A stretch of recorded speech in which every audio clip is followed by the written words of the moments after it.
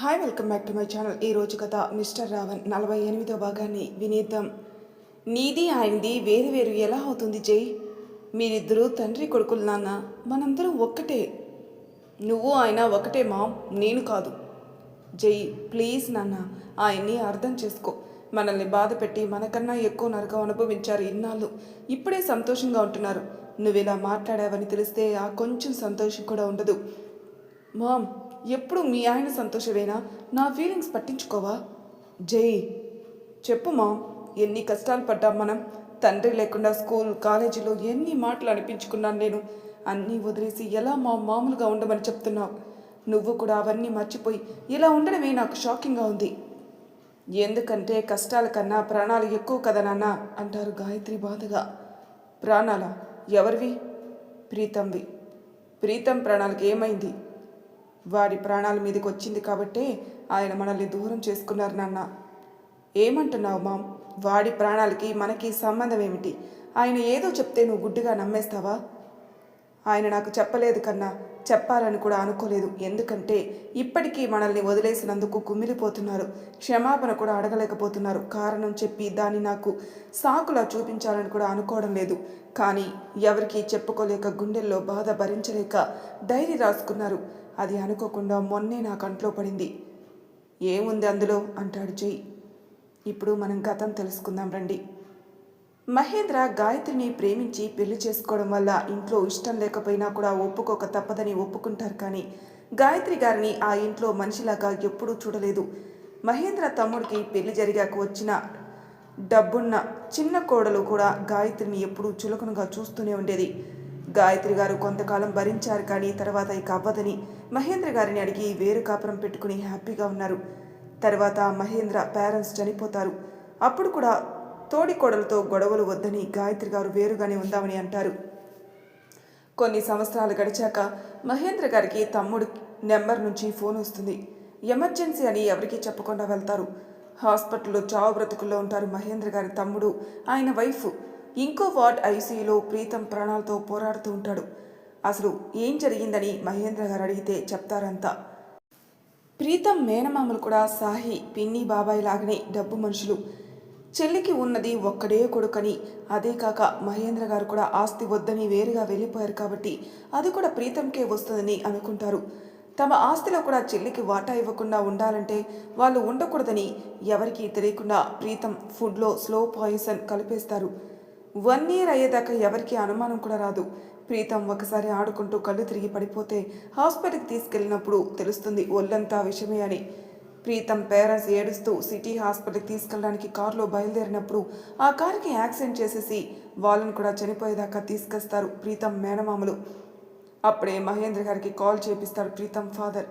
పసిబిడ్డని చంపాలని చూసిన ఆ రాక్షసుల్ని చంపేయాలని అనిపిస్తుంది మహేంద్ర గారికి. ముందు తమ్ముడిని మరదల్ని బ్రతికించుకోవాలని ఆగిపోతారు. కానీ వాళ్ళు బ్రతికే ఛాన్స్ లేదని చెప్తారు డాక్టర్స్. అప్పుడే ప్రీతం వాళ్ళ నాన్న ఒక్కటే అడుగుతారు, ప్రీతంని పెంచుకోమని. నువ్వు చెప్పాలా? జైతో సమానంగా పెరుగుతాడు నా కొడుకులా అంటారు మహేంద్ర. కానీ ప్రీతం మదర్ ఒప్పుకోదు.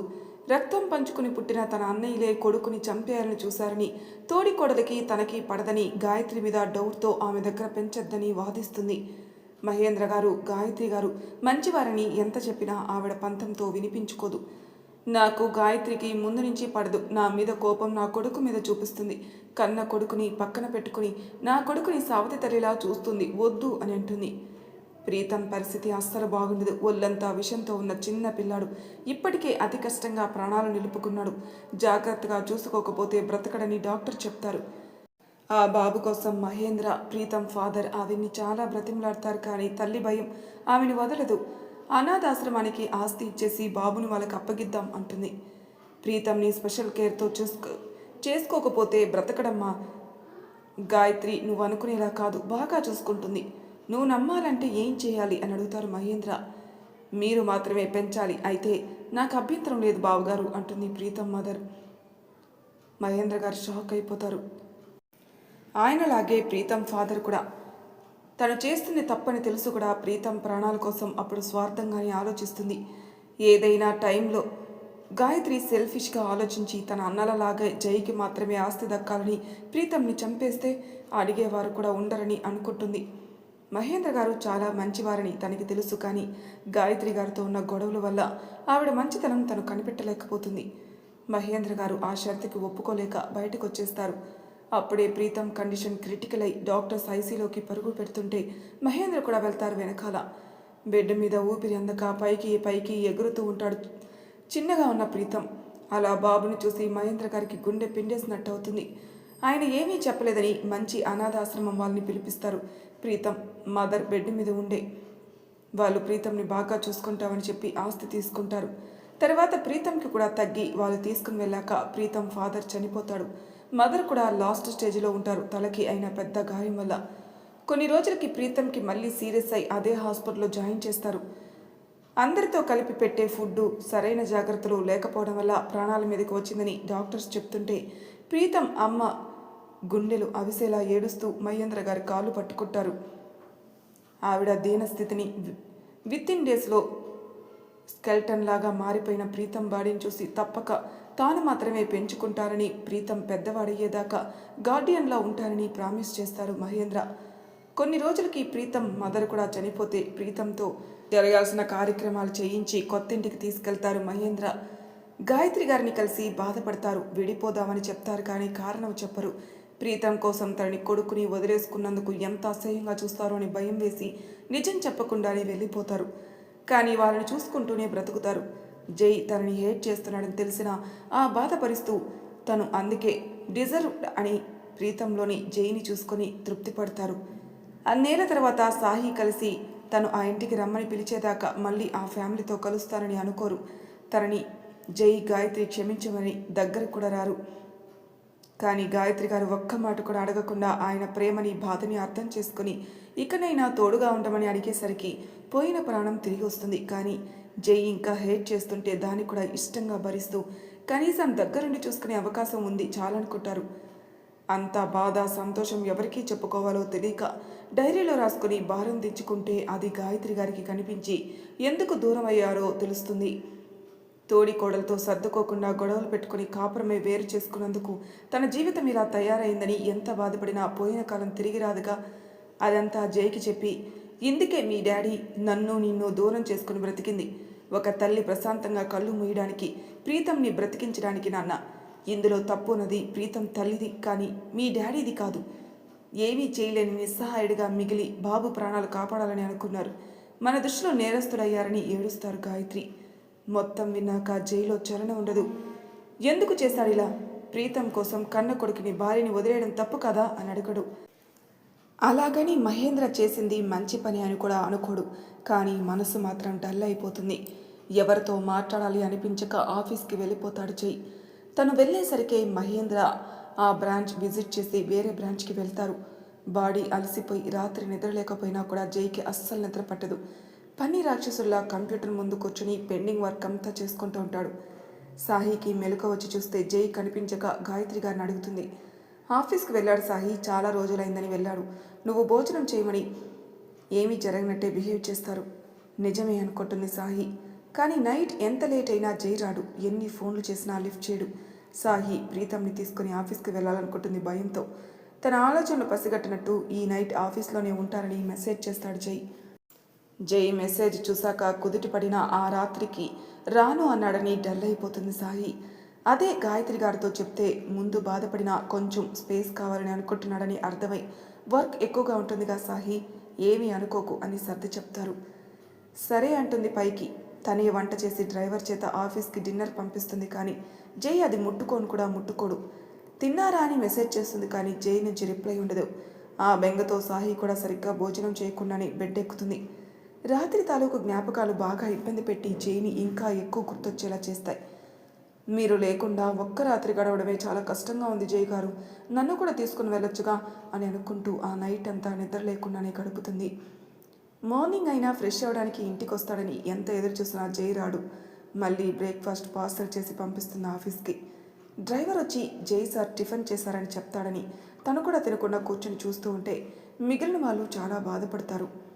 జై ఇంటికి రాకుండా సాహిని బాధపడుతున్నాడని ఫీల్ అవుతూ ఎన్ని కాల్స్ చేసినా ఆన్సర్ చేయడు జై.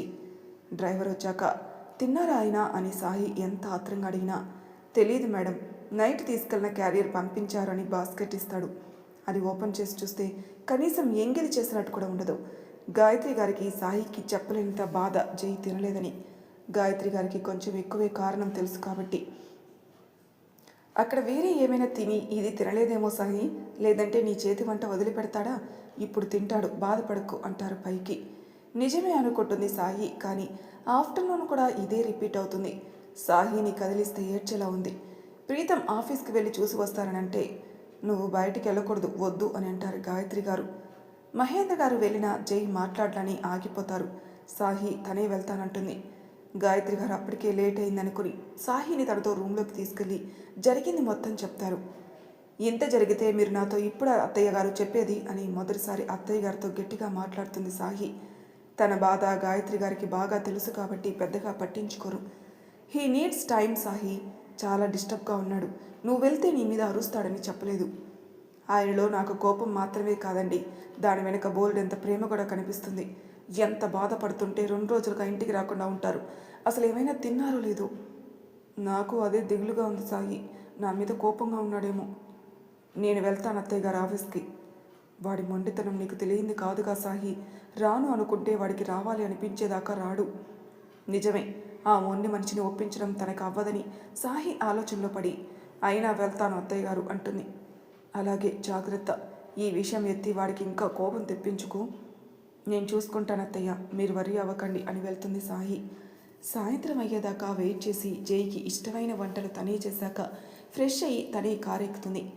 నైట్ అయిపోవడంతో స్టాఫ్ అందరూ వెళ్ళిపోయి ఆఫీస్ అంతా ఖాళీగా ఉంటుంది. ఇంత సైలెంట్గా ఉంటే ఒక్కరే ఎలా ఉంటున్నారైనా భయం వేయడం లేదా అనుకుంటూ జై క్యాబిన్కి వెళ్తుంది సాయి. డోర్ నాక్ చేస్తే మళ్ళీ వచ్చింది డ్రైవర్ ఏమో అనుకున్న జై అక్కడ పెట్టేసెళ్ళు అంటాడు ఎవరో కూడా చూడకుండా. చాలా గంటల తర్వాత భర్తను చూసి సాయి కొంచెం ఎమోషనల్ అవుతూ క్యారియర్ టేబుల్ మీద పెడుతుంది, కానీ పిలవదు. జైనే చూస్తూ నిలబడుతుంది. బ్యాక్ వెళ్ళిన సౌండ్ రాక జై తలెత్తి చూస్తే ఉన్నది డ్రైవర్ కాదు సాయి. షాక్తో నువ్వేంటిక్కడ అని అడుగుతాడు. మీరు ఇంటికి రావడానికి ఇష్టపడడం లేదుగా, అందుకే నేనే వచ్చాను అంటుంది సాయి. డిన్నర్ ఇవ్వడానికి నైట్ టైం నువ్వు రావాలా సాయి, డ్రైవర్కి ఇచ్చి పంపిస్తే సరిపోదా అని కోప్పడతాడు జై. డ్రైవర్తో పంపిస్తే మీరు తిప్పి పంపుతున్నారు తప్ప తినడం లేదు కదా సార్, అయినా నేను వస్తే ఏమైంది, నైట్ అయింది, ఎలా వెళ్తావు తిరిగి, సేఫ్ కాదు. మరి మీరు ఈ రాత్రి కూడా ఇంటికి రావడం లేదా అయితే? లేదు. సరే నేను ఎలాగో వెళ్ళిపోతానులేండి, భోజనం చేయండి.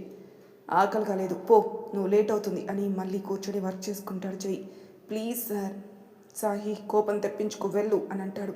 సాహి చిరుకోపంగా చూస్తూ మీరు ఇలా వినరని తెలుసు, డిన్నర్ చేయకుండా నేను వెళ్ళేది లేదని అనుకుని జై చైర్ పక్కకు వెళ్ళి నిలబడుతుంది. చెప్తుంది నీకే సాహి అంటూ విసుగ్గా చూస్తూ ఆగిపోతాడు జై. గ్రీన్ ప్లెయిన్ శారీ చాటున కనిపిస్తున్న తెల్లని కర్వ్ జైకి మాటలు రాకుండా చేస్తుంది. స్మూత్గా నాజూగ్గా వంపు తిరిగిన నడుము వంపు జైలో ఎక్కడ లేని ఆలోచనలు తీసుకొచ్చి మాట ఆగిపోయేలా చేస్తే సాహి ఇంకా ముందుకొచ్చి తన నడుము జై ఫేస్ దగ్గరికి ఆనేలా నిలబడి ఏం వర్క్ చేస్తున్నారు సార్ అని అడుగుతుంది అమాయకంగా. జై ఆన్సర్ ఇవ్వడు సాహికి. ఫేస్కి టచ్ అయ్యి అవనట్టు ఊరిస్తున్న సాహి కర్వ్ పైనే ఉంటుంది చూపు మొత్తం. సాహి బాడీ నుంచి వస్తున్న శాండిల్ అరోమా ఇంకోవైపు నుంచి పిచ్చెక్కిస్తుంది బాబుకి. కళ్ళు మూసేసి ఫేస్ తిప్పేస్తాడు. సాహి ఓరగా చూస్తేనే వెనక్కి తిరిగి మాట్లాడరేంటి సార్ అంటుంది. అంటే సాహి ఇప్పుడు టేబుల్కి జైకి మధ్య ఉండే చిన్న ప్లేస్లో నిలబడి జైని ఫేస్ చేస్తుంది. జై కూర్చొని ఉన్నాడుగా, అందుకని సాహి నడుము స్ట్రైట్గా కనిపిస్తుంది. సార్ ఏంటి మాట్లాడడం లేదు, నాకు వర్క్ నేర్పించచ్చుగా. సాహి ఇంటికెళ్ళు అంటాడు జై నడుముని చూస్తూనే. మీరు భోజనం చేయలేదు, వెళ్తావా వెళ్ళవా, లాస్ట్ టైం అడుగుతున్నాను అని చేతులు చైర్కి బలవంతంగా కట్టేసుకుని అడుగుతాడు. ఎంత కంట్రోల్ చేసుకుంటున్నారని సాహి మనసులో అనుకుని జై భుజాల మీదుగా చేతులు వేసి ముందుకి బెండై కొంచెం తినరా సార్ ప్లీజ్ అంటుంది ముందుగా. జైకి సాహి హ్యాండ్స్ తప్ప ఏమీ టచ్ అవ్వడం లేదు, కానీ తను బెండైన పోజ్ ముద్దుగా అడుగుతున్నప్పుడు వంపు తిరిగిన పింక్ లిప్స్ పూర్తిగా టెంప్ట్ చేసేస్తాయి. వాటిని చూస్తూ తినకపోతే అంటాడు. నేను హర్ట్ అవుతాను సార్, పోనీ నేను తినిపించనా మీకు, నా చేత్తో పెడితే తింటారా ప్లీజ్ అని గారాబంగా అడుగుతూ జై మెడ మీద ముక్కు పెట్టి ప్లీజ్ సార్ కొంచెం అని పూర్తి చేయకముందే జై హ్యాండ్స్ సాహి నడుముని ఉడుములా చుట్టుకుంటాయి. అంత బలానికి సాహి భయంగా చూస్తూ ఉంటే పీసీ ఆఫ్ చేసి సాహిని టేబుల్ మీద కూర్చోబెట్టి పెదవులు కలిపేస్తాడు. లాస్ట్ 2 days కన్నా డీప్ కిస్ పెడుతూ ఊపిరి ఆడనివ్వకుండా చేస్తూ ఇంకో చేత్తో ఊరించిన నడుముని నల్లిని నలిపిస్తాడు జై. సాహి కొంచెం తన మాట వినేలా చేసుకుని ఫుడ్ తినిపించాలనుకుంటుంది, కానీ డోస్ ఎక్కువై తన మీదకే వస్తుందని లేటుగా అర్థం చేసుకుంటుంది. జై ఓవర్ స్పీడ్కి తట్టుకోలేక కిస్కే ఇలా ఉంటే తర్వాత తన పరిస్థితి ఏంటని ఊహిస్తూ ఆపడానికి చూసినా అస్సలు ఆగడు జై. సార్ ప్లీజ్ సార్ ఆగండి అని బ్రతిమలాడుతుంది, కానీ ఆపలేకపోతుంది. ముద్దు పెదవుల నుంచి నాలుక ఆటగా మారి లిప్స్కి పెద్ద గండు పెట్టి కేక పెట్టించాక గడ్డం మీదకి చేరుతాడు జై. నా పెదవుల్ని సాహి అవి చూసుకునే లోపే ఇంకో చోట లవ్ బైట్ ఇచ్చి ఇంకొక కేక పెట్టిస్తాడు. ఆఫీస్లో ఎవరూ లేక వాళ్ళిద్దరి కేకలకి అడ్డుపడే వాళ్ళే ఉండరు. జై మెడ మీద పెదవులు నిలిపి అడ్డుగా వస్తున్న పూసల గొలుసుని తెంపేసి పంటితో సాహి స్కిన్ పట్టుకుని చీర కుర్చీలు లాగుతుంటే సార్ ప్లీజ్ అంటుంది సాహి తమకంతో. కొంచెం కాదు మొత్తం కావాలి నాకు, 2 రోజులు మొత్తం ఆకలి తీర్చుకుని వదులుతా, అప్పటిదాకా వదలను అని అంటే ఇంకో రౌండ్ ఎక్కువ పడుతుందని ఎద మధ్యన కొరుకుతూ చెప్తాడు. ఫట్ ఫట్ అని తెగిన 2 బ్లౌజులు హుక్లు కూడా అక్కడే పడిపోతే చేతులకి డబుల్ పని చెప్తూ సాహి కాళ్ళు నడుము చుట్టూ వేసుకుని పర్సనల్ రూమ్కి తీసుకుని వెళ్తాడు జై. అతని దూకుడు చూసి సాహి మళ్ళీ అనదు వదలమని, అంటే చెప్పింది చేస్తాడని భయంతో జుట్టులో వేలిపోనిచ్చి లాగేస్తూ లొంగిపోతుంది. సాహిని బెడ్ మీద పడేశాక ఏసీ తప్ప మిగిలినవన్నీ లైట్స్ ఆఫ్ చేసేసి తన ఆకలి తెచ్చుకునే పనిలో పడతాడు జై. డిన్నర్ చేస్తూ ఉండగా టేబుల్ దగ్గర గాయత్రి గారు మహేంద్ర గారు మాత్రమే ఉండడంతో వదిని ఏది అని అడుగుతాడు ప్రీతం. జై కోసం డిన్నర్ తీసుకెళ్ది నాన్న, జై రాకపోతే తను కూడా అక్కడే ఉంటానంది ఇవాళ అని చెప్తారు గాయత్రి. నైస్, వదినికి చాలా ప్రేమ అన్నయ్య అంటే, వాళ్ళ ప్రేమ సంగతి సరే, మరి మీ సంగతి ఏంటి అని అడుగుతారు మహేంద్ర గారు. ఏంటి డాడీ, సాహి కనిపించలేదని వదిన ఎక్కడని అడిగావు, బాగానే ఉంది, మరి నీ భార్య కూడా లేదుగా ఇక్కడ, తన గురించి అడిగావా? అదా, దానికే ఎప్పుడైనా పందులా తింటుంది అని మనసులో అనుకుని వర్క్ చేసుకుంటున్నట్టుంది డాడీ, అందుకే అడగలేదు అని కవర్ చేస్తాడు. నీ కాకమ్మ కబుర్లు నా దగ్గర చెప్పకు ప్రీతం, నందు గురించి ముందు నువ్వే కేర్ చేయాలి, తనకి సంబంధించిన ప్రతిదీ నువ్వే చూసుకోవాలి, ఇలాంటి సాకులు చెప్పడం మానేసి కొంచెం బాధ్యతగా ఉండు అని అంటారు కోపంగా. మహి ఏంటి మీరు, తెలిసిందేగా మనకి కొంచెం టైం పడుతుంది, గాయత్రి గారు అడ్డొస్తే. ఆలస్యం అమృతం విషం అంటారు గాయత్రి. అయిపోయిన కాలం విలువ ఏంటి అని మనకే తెలుసు, అది వాడు మిస్ అవ్వకూడదని చెప్తున్నాను. పెళ్ళైన కొత్తలో రోజులు ఎంత మధురంగా ఉంటాయో భార్యని ప్రేమించి చూడు ప్రీతం, తెలుస్తుంది, తర్వాత ఎందుకు రియలైజ్ అవ్వలేదని బాధపడతావు అంటారు. గాయత్రి గారు కూడా ఇంకేమనరు. భోజనం చేసి వాళ్ళు వెళ్ళిపోయాక హ్యాండ్ వాష్ చేసుకుని నందు వర్క్ చేసుకుంటున్న ఆఫీస్ రూమ్లోకి వెళ్ళి చూస్తాడు ప్రీతం.